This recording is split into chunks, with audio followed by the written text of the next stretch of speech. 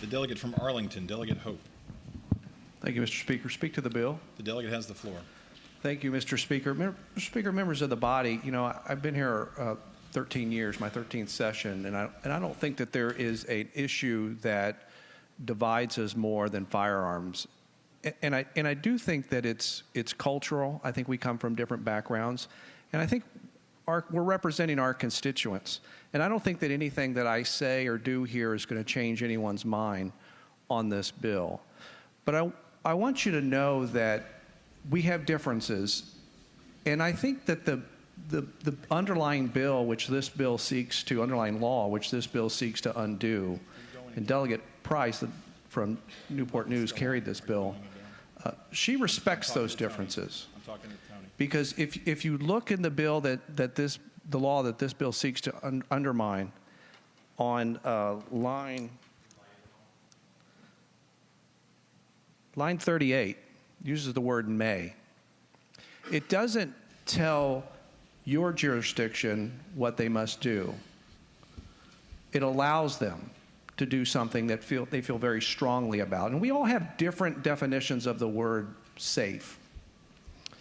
And I'm proud that my jurisdiction moved very quickly. I think Alexandria, Delegate Bennett Parker, was served on the city council at the time, moved quicker than Arlington. Exercising this authority, because in our mind, this is what makes us safe.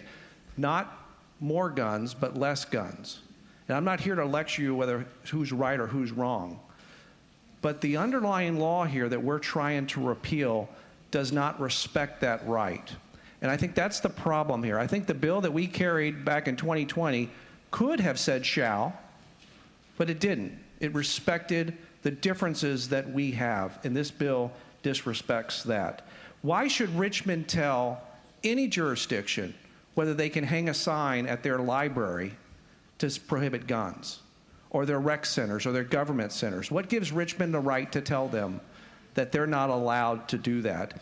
And don't tell me that there's an issue here with constitutional rights.